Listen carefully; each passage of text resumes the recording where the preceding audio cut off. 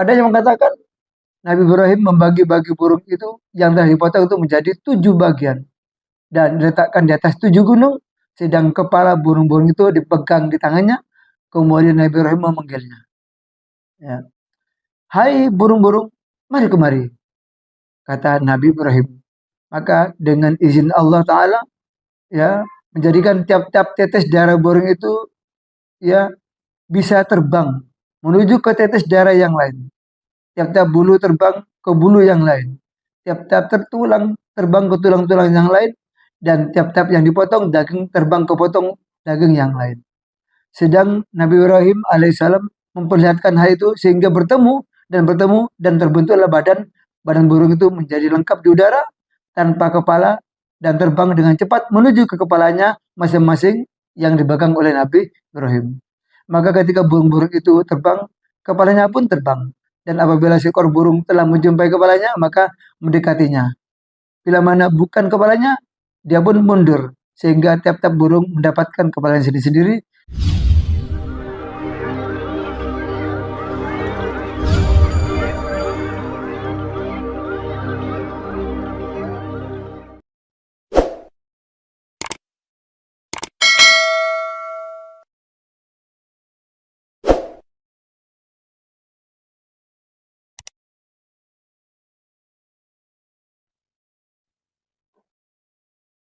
Assalamualaikum warahmatullahi wabarakatuh. Alhamdulillahilladzi hadana lihadza wa ma kunna linahtadiya laula an hadanallah. Wassalatu wassalamu ala Rasulillah Sayyidina Muhammad ibn Abdullah wa ala alihi wa sahbihi wa mawala wa la hawla wa la quwwata illa billah amma ba'd. Masyaallah muslimin muslimat, pemirsa di video kami ini, ya, semoga seluruh kaum muslimin muslimat yang menikmati dan melihat video ini oleh Allah diberikan ampunan, diberikan rahmat dan diselamatkan Allah dari siksa kubur dan Allah selamatkan dari, ya, hiruk pikuknya hari kiamat dan Allah memasukkan kita ke dalam surganya Allah Subhanahu wa taala tentu dengan ampunan dan rahmat Allah Subhanahu wa taala. Ya, masyaallah muslimin, kaum muslimin muslimat yang dimuliakan Allah, ya, kita perlu menguatkan keimanan kita. Kita perlu menguatkan keyakinan kita kepada Allah Subhanahu wa taala akan kemampuan, akan kehebatan, akan keagungan dan, ya, kuasanya Allah Subhanahu wa taala. Kita ingat bahwasanya kelak di hari kiamat kita mengalami alam ba'ats, itu alam kebangkitan, ya, di mana manusia dibangkitkan dari tempat dia tidurnya meninggal, di kuburnya atau di mana saja. Bahkan kita yang sudah berumur ratusan tahun, yang tinggal berulang, bahkan tidak habis bulangnya, tinggal debunya saja. Bahkan juga mulai umat Nabi Adam sampai umat Nabi Muhammad, Allah Maha Kuasa dalam membangkitkan dan memunculkan dari dunia ini menjadi manusia utuh lagi setelah alam kebangkitan. Karena diperlukan untuk kita dikumpulkan digiring ke alam mahsyar untuk diminta pertanggungjawaban dan kita akan melewati satu, ya, integrasi hakim Allah yang Maha Agung, ya, integrasi dari Allah Subhanahu wa taala dan kita akan timbang amal kita nanti. Apakah kita nanti dengan buku-buku yang terima, buku kanan atau buku kiri, apakah kita selamat atau tidak, apakah kita dapat ampunan rahmat Allah Subhanahu wa taala, kita nanti di alam mahsyar setelah alam kebangkitan. Bagaimana Allah yang Maha Kuasa, ya, mempertemukan kembali, mengubah kembali tulang belulang kita, kulit kita, daging kita menjadi tubuh lagi jadi manusia. Itulah kuasanya Allah, Gusti Allah Subhanahu wa taala. Allah Maha Kuasa atas semuanya itu. Masyaallah muslimin yang dimuliakan Allah, ya, ini juga pernah sempat diragukan oleh Nabi Ibrahim, ya, bagaimana Nabi Ibrahim bertanya kepada Allah, berkata kepada untuk meyakinkan hatinya bahwasanya Allah itu kuasa, ya, membangkitkan manusia, ya, menumbuhkan manusia jadi utuh, walaupun sejak zamannya Nabi Adam sampai Nabi Ibrahim sampai Nabi Muhammad sallallahu alaihi wasallam ila yaumil qiyamah. Ya, dalam surat Al-Baqarah ayat 260 Allah Subhanahu wa taala berfirman, "Wa iz qala Ibrahimu."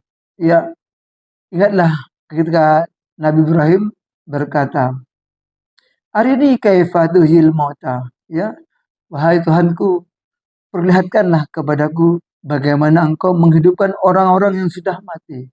Ya, arini kaifa tuhil mauta.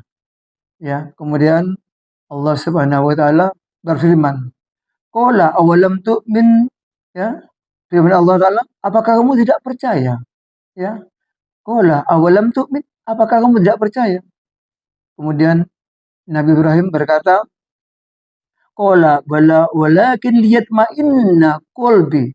Ya, kata Ibrahim, "Iya, aku percaya Allah, aku percaya. Akan tetapi agar supaya hatiku menjadi tenang." Ya, yatma'inna qalbi, agar hatiku jadi tenang. Ya, supaya tenang bagaimana? Dia minta membuktikan sesuatu kepada Allah Subhanahu wa taala. Ya, kalau Allah mampu menghidupkan orang mati, mampu mengembalikan tulang belulang mereka, mampu mengembalikan ya darah, kemudian daging tulang belulang mereka dan dengan kulitnya sekalian. Itulah kuasa Allah Subhanahu wa taala ya. Kemudian dengan di ayat yang sama ya, qala fahud arba'atan minat tayri fasurhunna ilaika summa ij'al ala kulli jabalin minhunna juz'an summa tuhunna yatinaka sa'yan wa'lam anna Allah azizun hakim. Ya, kemudian Allah berfirman, ambillah olehmu 4 ekor burung. Ya, kata Allah Subhanahu wa taala. Kemudian potonglah di dekatmu dan selanjutnya taruhlah bagian dari burung-burung itu di atas beberapa gunung. Maka panggil, tentu burung-burung itu akan datang kepadamu dengan cepat. Ketahuilah sesungguhnya Allah itu maha mampu lagi maha bijaksana. Ya, dalam hal ini ada ayat yang pertama, ya, ada ayat ya, wa idz qala Ibrahim rabbi arini kaifa tuhyil mauta. Ya, ingatlah ketika Ibrahim berkata, Tuhanku, perlihatkanlah kepadaku bagaimana engkau menghidupkan orang-orang yang sudah mati. Ya, Masyaallah muslimin yang dimuliakan Allah. Al Hasan berkata bahwa sebabnya Nabi Ibrahim bertanya demikian karena dia melewati bangkai binatang. Ibnu Juraij ya menegaskan ya, bangkai himar di tepi laut. Ya, Nabi Ibrahim melihat bangkai itu sudah dimakan oleh binatang laut dan binatang darat. Apabila air laut pasang, maka datanglah ikan-ikan besar dan binatang laut lainnya memakan bangkai itu, sedang yang tercecer turut hanyut ke laut. Apabila air laut surut, maka datanglah binatang-binatang buas juga makan bangkai itu. Sedang yang tercecer larut campur dengan debu. Ya. Apabila binatang-binatang buas itu pergi, burung-burung pun berdatangan dan makan bangkai itu. Sedang yang tercecer terbawa terbang, maka tertiblah oleh angin di udara. Ya, ketika Ibrahim mengetahui yang demikian itu, kagumlah dia. Seraya berkata, Tuhanku, bagaimana engkau menghidupkan bangkai itu, agar supaya aku mengetahui dan bertambah yakin. Maka Allah mencelanya. Apakah engkau tidak percaya? Kata Nabi Ibrahim, ya, aku percaya. Akan tetapi agar supaya hatiku menjadi tenang karena mengetahui dan menyaksikan dengan ainul yakin dan hakul yakin firman Allah Subhanahu wa taala. Ambillah 4 ekor burung itu, ya, kata Mujahid, Nabi Ibrahim mengambil burung merak, ayam jantan, yang kedua, yang ketiga burung merpati dan burung gagak. Ada pula yang menerangkan, yaitu Nabi Ibrahim mengambil itik hijau, burung gagak hitam, burung merpati putih, dan ayam jantan merah. Ini hanya perbedaan ya, pendapat daripada ulama. Ya, kemudian Nabi Ibrahim memotong-motong kecil-kecil serta merobek-robek burung itu dan meletakkan bagian potongan-potongan itu di atas gunung. Nah, kata para ahli tafsir, Allah Ta'ala telah menyuruh Nabi Ibrahim agar supaya memotong burung itu dan membersihkan bulu-bulunya serta memotong-motong dagingnya, kemudian mencampurkan bulu-bulu itu jadi satu. Darahnya pun juga dan dagingnya dicampur jadi satu. Nabi Ibrahim lalu melakukan semua itu. Kemudian Allah memerintahkan agar supaya burung-burung itu tadi dibagi-bagi diletakkan di atas beberapa gunung. Mereka para ahli tafsir ya berselisih pendapat mengenai bilangan gunung-gunung itu. Ibnu Abbas radhiyallahu anhu berkata, Nabi Ibrahim alaihissalam diperintah agar seekor burung dipotong menjadi 4 bagian dan diletakkan di atas 4 gunung. Diterangkan sebuah gunung di sebelah timur, sebuah gunung di sebelah barat, dan sebuah gunung ya di sebelah utara, dan sebuah gunung lagi di sebelah selatan. Ada yang mengatakan Nabi Ibrahim membagi-bagi burung itu yang telah dipotong itu menjadi 7 bagian dan diletakkan di atas 7 gunung, sedang kepala burung-burung itu dipegang di tangannya. Kemudian Nabi Ibrahim memanggilnya. Ya. Hai burung-burung, mari kemari, kata Nabi Ibrahim. Maka dengan izin Allah Ta'ala, ya, menjadikan tiap-tiap tetes darah burung itu ya bisa terbang menuju ke tetes darah yang lain. Tiap-tiap bulu terbang ke bulu yang lain. Tiap-tiap tertulang terbang ke tulang-tulang yang lain. Dan tiap-tiap yang dipotong daging terbang ke potong daging yang lain. Sedang Nabi Ibrahim alaihissalam memperlihatkan hal itu sehingga bertemu dan terbentuklah badan burung itu menjadi lengkap di udara tanpa kepala dan terbang dengan cepat menuju ke kepalanya masing-masing yang dipegang oleh Nabi Ibrahim. Maka ketika burung-burung itu terbang, kepalanya pun terbang. Dan apabila seekor burung telah menjumpai kepalanya, maka mendekatinya.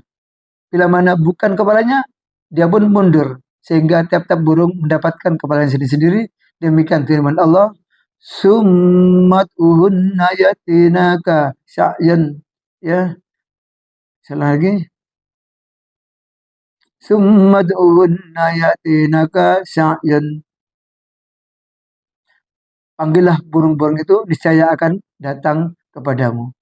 Diterangkan bahwa yang dimaksud dengan sya'yan ialah cepat dan melompat-lompat, dan ada yang menerangkan bahwa sya'yan artinya berjalan dengan sebagian firman Allah, fas'au illa dzikrillah. Ya, berjalanlah untuk berzikir kepada Allah di salat Jumat.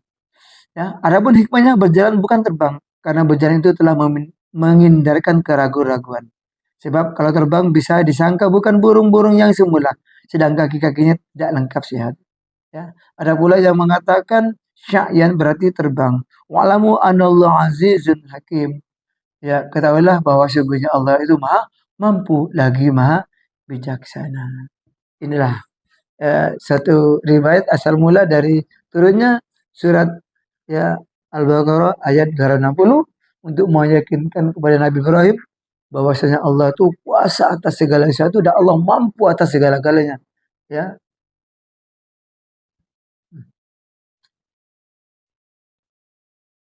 itulah Nabi Ibrahim alaihissalam sehingga hatinya jadi yakin, ya, hatinya jadi tenang, hatinya jadi ya meningkat keimanannya bahwasanya Allah kuasa atas segala-galanya dalam menghidupkan orang mati, mengumpulkan tulang belulang yang sudah berserakan yang sudah lama mati berjuta-juta tahun bahkan ratusan tahun. Allah paling kuasa atas segala itu. Ya, demikian nasir muslimin yang dimuliakan Allah, bahwasanya saat kiamat itu pasti datang. Alam kebangkitan, alam ba'its manusia dari alam kubur, dari alam mana dia itu, dia meninggal, dia akan ya bangkit dengan tubuh selengkap seperti semula. Dan Allah mudah dan mampu membangkitkan semuanya itu. Demikian semoga memberikan peningkatan iman kepada Allah Subhanahu wa taala dan kita harus siap bahwasanya ya tujuan hidup kita adalah akhirat. Dan di hari kita akan kekal. Di surga kita akan kekal karena kebahagiaan yang Allah berikan nikmat itu bagi yang orang kafir yang enggak yakin dengan Allah, maka dia juga akan kekal di dalam neraka yang Allah ciptakan. Semoga kita termasuk hamba-hamba Allah yang mukmin, hamba-hamba yang penuh keyakinan, hamba-hamba yang penuh keimanan sehingga iman itu kita bawa kepada Allah.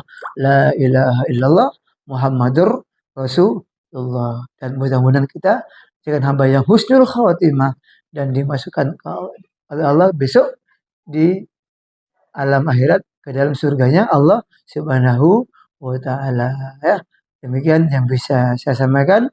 Wallahu muwaffiq ila aqwamit thoriq. Assalamualaikum warahmatullahi wabarakatuh.